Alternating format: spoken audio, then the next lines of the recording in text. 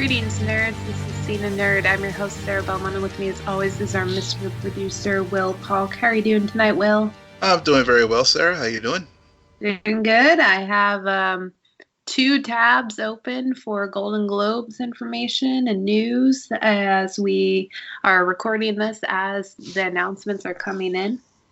Yeah. It's been a big night for some of your favorites so far. I know see Succession won for Best Drama Series, and I'm so happy about that because yeah. season 2 deserved some acknowledgement, and I won't be surprised if come Emmys season 2 gets recognition again. That season was that good. I've finished season 1, and I'm gonna start on season 2 here shortly. And I really enjoyed this series, and yeah, it definitely deserves all the accolades that it's getting. Yeah. It's just, I mean, it's not dense, but you still feel very full after watching it. You're like, oh wow. And I can't wait for you to see the season 2 finale because there's some stuff that I want to talk to you. Okay. Like, oh yeah. I might even just have to rewatch season 2. But yeah, I was really proud of that. I am a little bit disappointed though that they gave Brian Cox the Best Actor award and Kieran McCulkin didn't get anything, which he's my favorite actor on the show, and that's my favorite character, Roman. So I kind of would have preferred him to get an award, but hopefully that's time in the future. It may happen in the future. I mean, when you look at the actor in the drama series, you have Billy Porter, Rami Malek again, Toby Menzies from The Crown, and Kit Harington, and Rami did some great work in Mr. Robot this year, but I mean, like I said, just from seeing the work that Brian Cox did in season 1 of Succession, I can only imagine how much more was next level in season 2. Oh yeah, it is. And then also we have Olivia Colman, who just continues to get awards for anything she does these days. Yeah, it's just like she's like the new Meryl Streep.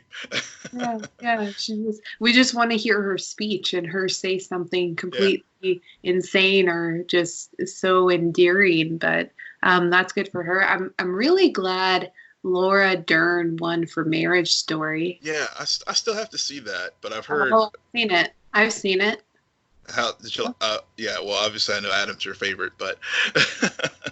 Well, no, it's not that. I've just wanted to see that movie because everybody kept talking about it. Like, Christ. Yeah, and that's why I want to see it too. It's like that buzzwordy water cooler talk, and so I feel like I have a case of FOMO with that. So definitely want to satisfy that.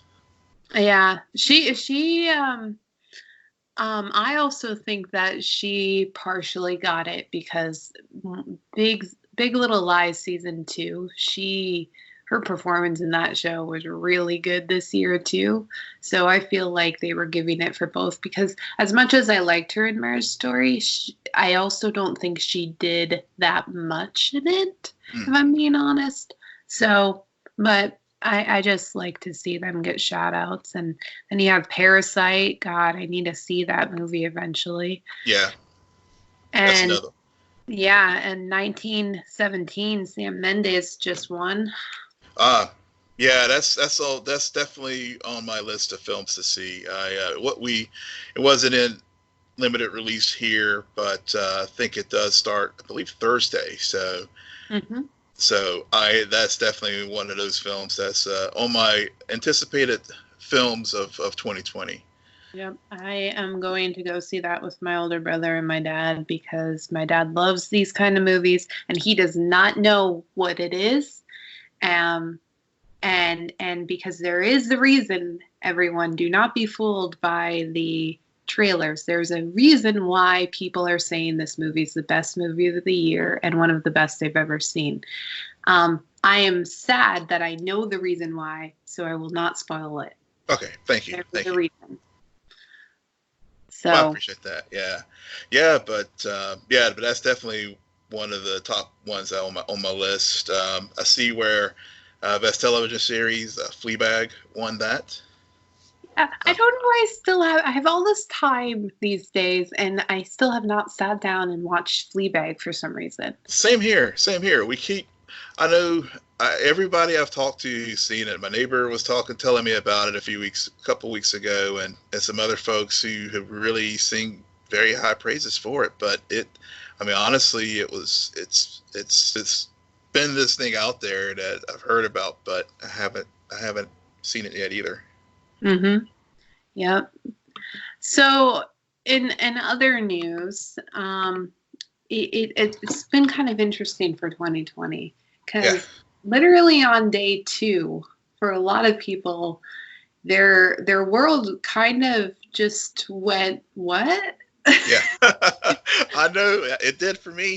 So if you haven't heard, me and Will, we often listen to a lot of Collider video programming where you have Movie Talk, you had Collider Live, because I used to follow the Schmoes Know show, and Christian and Mark were part of Collider, and then they kind of integrated everything. And then a few months ago, Christian Harloff left Collider Live, and now apparently they've decided to pull the plug on all of those shows related to TV and movie commentary, speculation, news, replacing it more with celebrity gossip, I guess. I don't really understand. Yeah, it was like celebrity gossip and cutting edge deep things like deep fakes and other things like that. But I don't think they put that in their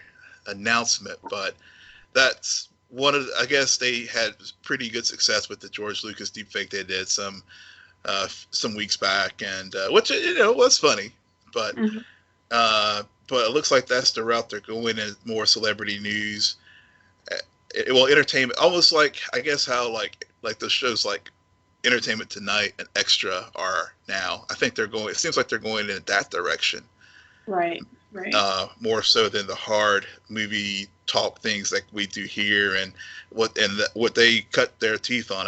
I remember just watching the Collider website itself, and then of course through working with you here on the podcast, and even before that, seeing some of the original content like Movie Talk and more. So that was I watched Movie Talk, the New Year's Day Movie Talk on January 2nd, and looking at, and I was, so I finished it, and then I was thinking, well, Collider Live should be popping up here any moment here, because I have it on as background noise at work, and no Collider Live.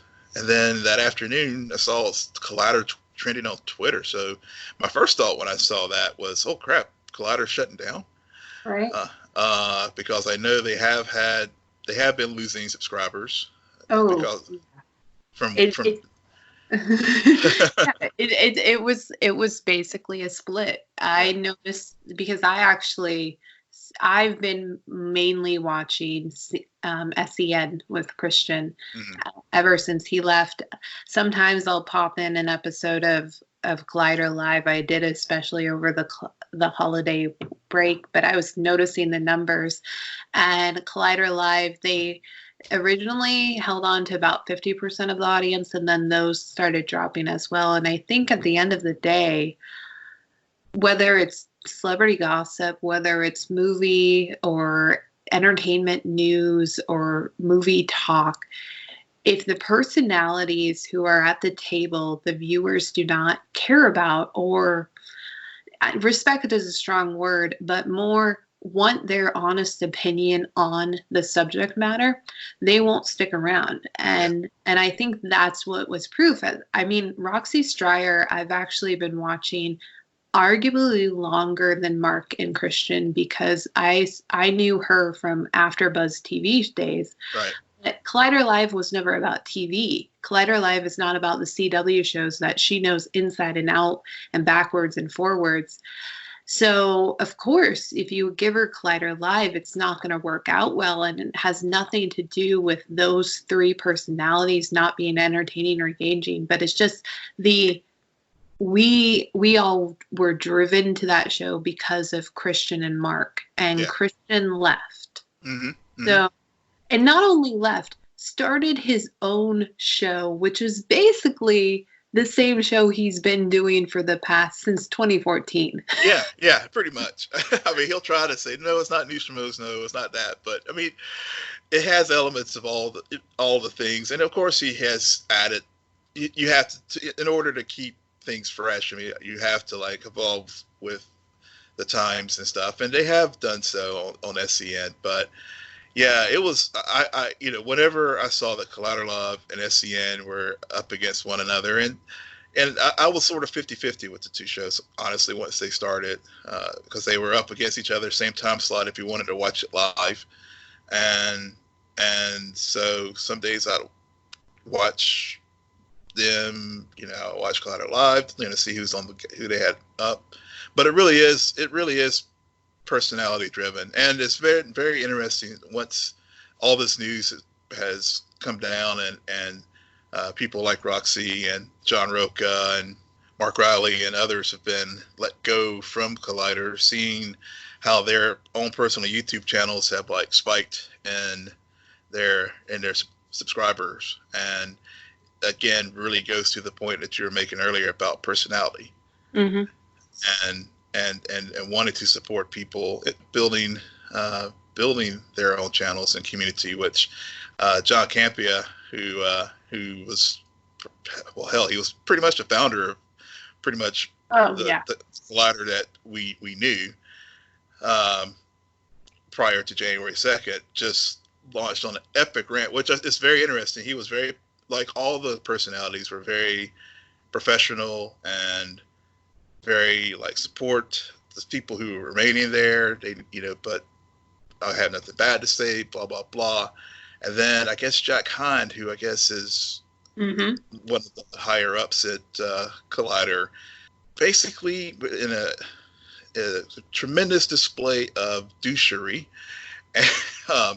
retweeted with comment. I guess Collider did a show this past weekend that Scott Mantz with the more celebrity focus, basically saying this is where we're going, and people, I'm paraphrasing, but people don't tune in for fart jokes and what was the other thing he said?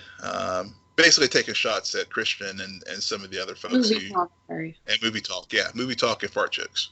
Yeah.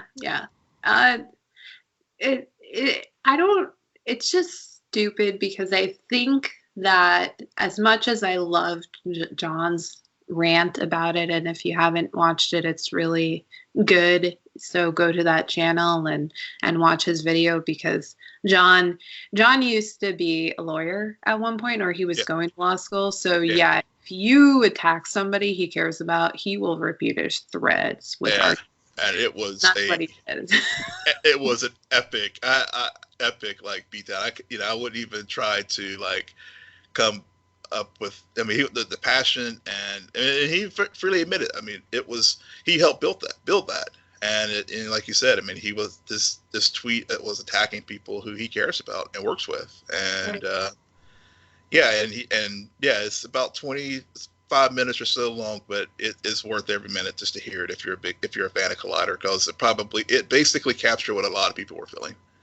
Right. The one thing I will say though is that I think Jack Hind is probably a douchebag, because that was just very poor taste and classless to do that when other people just lost their jobs. Yeah. And the more I've heard from other outside parties, the Action Army did their own version of speculation about Collider and everything, and they talked about how at the end of the day, everyone's saying that no hard feelings, and they gave them opportunities and all that. But the thing that really hurt everyone is that they literally found out one day. They went into work and then they said, "Hey, you're not going to have a job anymore. Bye."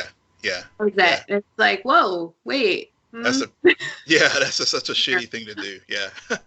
Like, so in that regards, it kind of, because that's what it felt like when I first saw that, and then I thought to myself, I wonder if they knew that going into break. But I watched those episodes and nobody gave any indication. Yeah. And then I was watching SEN, and they had on John Roca, they had on Roxy and Mark, and man, no, it was very clear that they literally found out that day, and now their entire plan, all of their plans for 2020 thrown out the window, and they have to start over again, and that's what sucks. Yeah.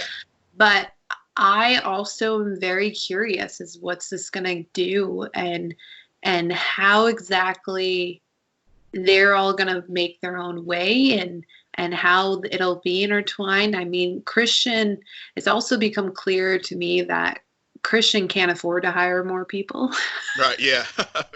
Yeah. So I don't know. I'm very curious about it. I think this is doing wonders for him and his channel, because we know we're going to get more details because he's so connected to this group. But I don't know. It's just very interesting way to start off 2020 for anybody who's invested in that community. Yeah, and it really is, a community. And I mean, when you look at the Facebook groups, the Twitter interaction, Instagram interaction with fans of Collider, and just seeing in the few days that since this news is broken, how many folks have unsubscribed, and who, that's really shows the level of, the customer is always will show how they feel. And it takes, time or effort to like go through and like scroll through your YouTube subscriptions and stuff and actually unsubscribe from a channel but I think it'll be interesting to see how the channel goes over the next few months. I know there's the immediate reaction of people being very pissed off because, again, this is a community that we have become endeared to these personalities, and so I check back in May, and I want to see how this channel's doing. Mm-hmm. Yeah. To see if like their new vision or new programming is doing as well, because you look at, like you said, you look at Christian and his channel, it's taken off, and this was even before all this happened. So and also how this other people in this space, and now that there's a vacuum that's been created, will some of the old personalities from Collider be able to fill that vacuum? Because as you said, Christian can't hire everybody. But will other channels like Screen Junkies and others be able to fill that void? Yeah. I think there is a vacuum, but the more I think about it, there's already they kicked off this whole let's talk about film and TV and record it. Yeah. A lot of people do it, and so I don't know if there's that big of a vacuum, but or if it's going to be filled really quickly. But I do think that viewers are just going to follow the personalities they like the most. And and to see it, like you said, to see how people have their subscriptions have like increased astronomically. People will follow their personalities they like. So what else have you been watching? I mean, it's so weird. This is the first time we're recording in 2020, and it feels very long ago since last time we talked, and we talked a lot about Star Wars, which reminds me of something else that happened during this big in between 2019 and 2020, Mandalorian season 1 finale. So that was definitely one of the major things I watched over the holiday, and I have to say my initial reaction, and it still feels that way to the Mandalorian season finale, was this is how you do Star Wars. I know you said you like the show, you're not in love with the show. I think this was I was already like deeply crushing it, and this made me completely fall in love with the Mandalorian. That finale, it was just an amazing bookend to, I thought, was a very strong season 1. Sort of gave me like the Flash season 1 vibes, how I just really just fell hard for a show. It's been a while since I've felt that way, other than probably Watchmen. As far as recent shows that I've watched, and I really enjoyed it. That's the main thing I watched over the break. I started The Witcher. I know a lot of people have talked about it. Not really in a place to really pod about it at this point, because I haven't finished it. But I like what I saw so far of it. But I only made it through like the first couple episodes. So I've gotten to the point where I'm starting to like the release every week model instead of the binge model. I think I firmly have gone down that path now. So Mandalorian, the finale was okay. It's like I feel as if I'm missing something. I feel as if the episodes that I watch of Mandalorian, they're giving me a different version than what everyone else is watching. Because I feel so left out, where I'm just like, really? That's okay. Hey. Yeah, it's fine. I mean, I like it. I just there's something still where I'm missing the gut punches. I'm missing the, oh my God, that's insane. The irony or the drama of it. And as much as it maybe it's the pace, there's something very slow about it, where I feel as if we just watch him walk around, and there's a lot of walking, and I know there isn't, because there's a lot of light speed and spaceships, but it just, I don't know, there's something about it where I'm like, oh, okay, yeah, I can see that. I know Yoda pops up, and I'm like, oh yeah, this is why I like this show. Oh, you can't get mad at Baby Yoda. Yeah, don't punch Baby Yoda. That was like, Jason Sudeikis, don't punch Baby Yoda. Spoiled for me. I got that spoiled for me on my timeline again.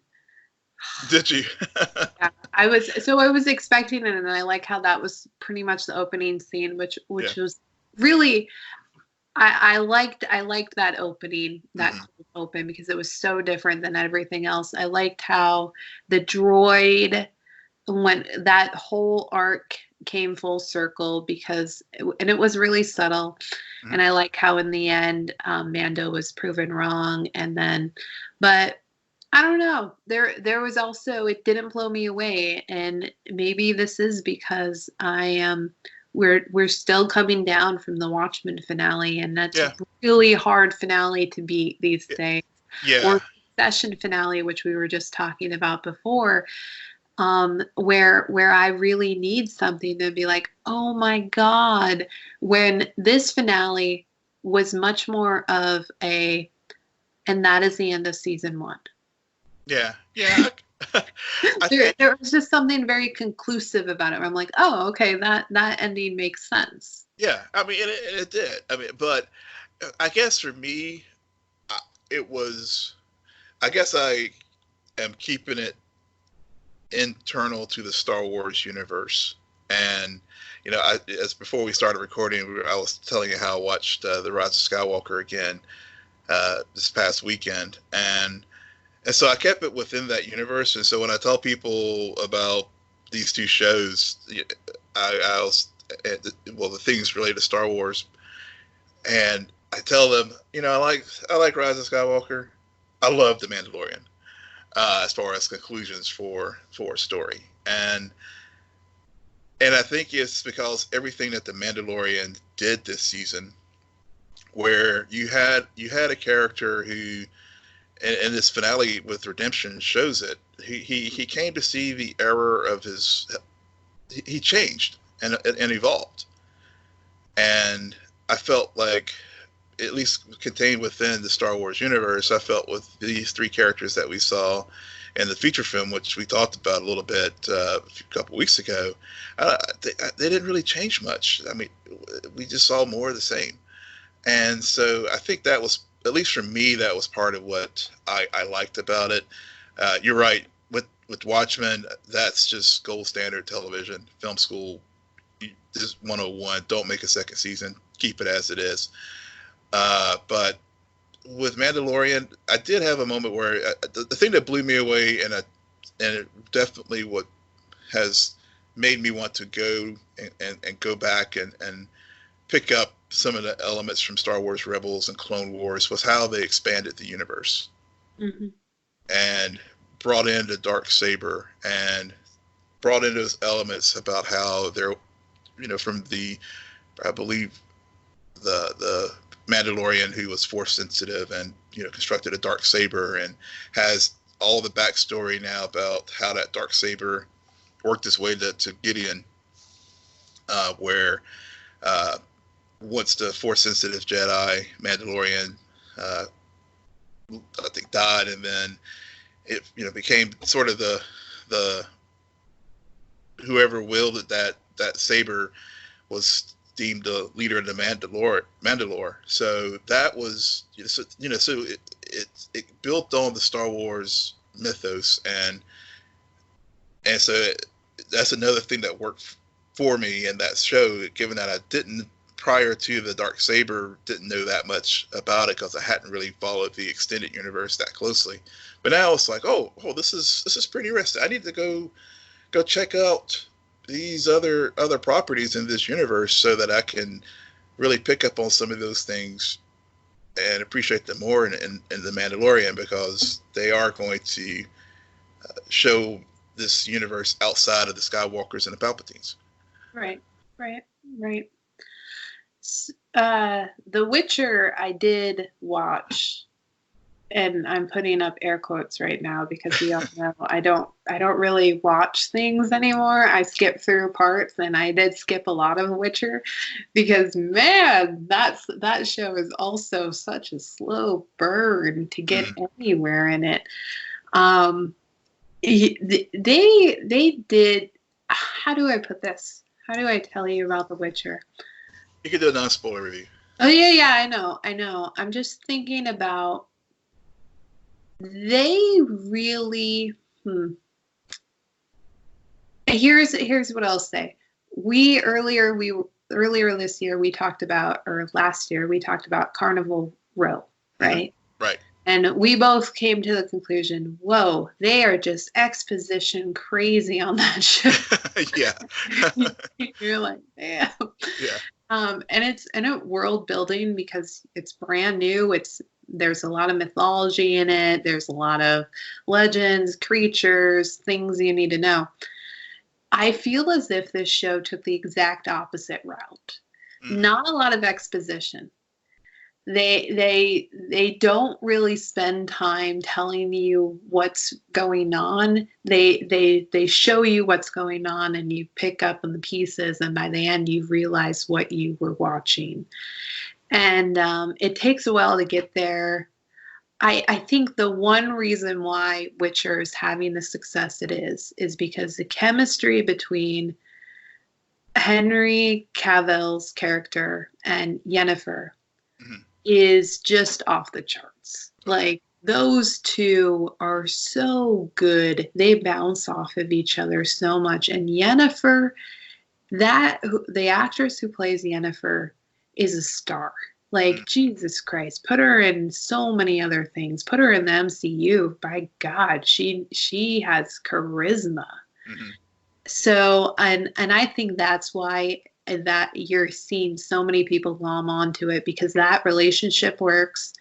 Yennefer as a character works, and therefore the lead Geralt, the Witcher, he works even more once she's brought on board. And there is a payoff towards the end. It goes someplace, and you're like, damn. But there's also about 3 episodes I could care less about. Yeah, and that's fair. I think if we're really honest, I mean, there's any number of series, even short term series where it's less than 10 or less episodes. You could find an episode or two that are just turkeys that just don't capture you. I mean, I think that's just I mean, it's just like a chapter in the book. Some things you love, and then other chapters you're like, let me just get through this. Absolutely. Another thing I watched over the holiday break, I was not anticipating doing this at all, Will. And for some reason, when I got back, I just sat down and watched it. I watched the second season of You on Netflix. Huh. I just binged it. I didn't even finish the first season. I totally understood what was going on the whole time, people. Totally got it. So, Yeah. but man, that show, the second season far superior to the first season, and very interesting, very interesting. Yeah. That I can't say that I didn't pick up anything new shows. I mean, I obviously just watched a lot of sports as far as NFL playoffs this weekend. That ate up a lot of time, but but I did watch. As far as closing out things for 2019, I did watch the finale of Mr. Robot, and it was a finale, and I'll just leave it there. Yeah. I know what happens, or at least I feel as if I know. I have not watched the season finale, the series finale, though. There is something in my mind where I don't know what it is. There's just something about it where I'm like, oh, I could watch this. No, I don't want to. Yeah, I mean, I enjoyed it. And it's they give spoiler free thoughts on it so that we can watch it, and hopefully we can maybe at some point do put a bow on the show here on the podcast, because it has been part of the legacy of Scene and Nerd. But it definitely answers a lot of questions, but opens up the door to some more. And I think for me, especially given that it was on the same time as Watchmen and other shows, that the time lag that it took to get this fourth season really hurt for me, because a lot of the energy and a lot of the anticipation for me went away because it was just gone for so long. Mm-hmm. Yeah. And so when it came back, and then you've got like things like Watchmen that seem just so more salient and relevant, it just kind of, it was. I watched it. I enjoyed the episodes I watched, but it just didn't. It was kind of like, okay, yeah, I'll watch this because I've been invested in this show in the past, but I didn't have the same level of passion for it as I did before. Yep. Yeah. I just I am tired of being mad at it, and from what I gather, a season finale, I get it. And it's like, oh, Sam Esmail, you're so clever. But it also, there's something about it where I still am just like, God, it just could have ended so many other different ways. Yeah. and maybe by not watching it, I'm still telling myself that, oh, it's still not back on. I don't know. I think I'm gonna eventually, when I want to, and for some reason I just feel a need to, I'm gonna sit down and watch it and be done with it. But I'm also not gonna force myself to watch it at this point, because I think that's fair. I've been doing that all season, and that's why I haven't had the best attitude about it. Yeah, and I think that's fair. And and like I said, I mean, I had the same kind of feel where it's just like, I never want something to feel like work.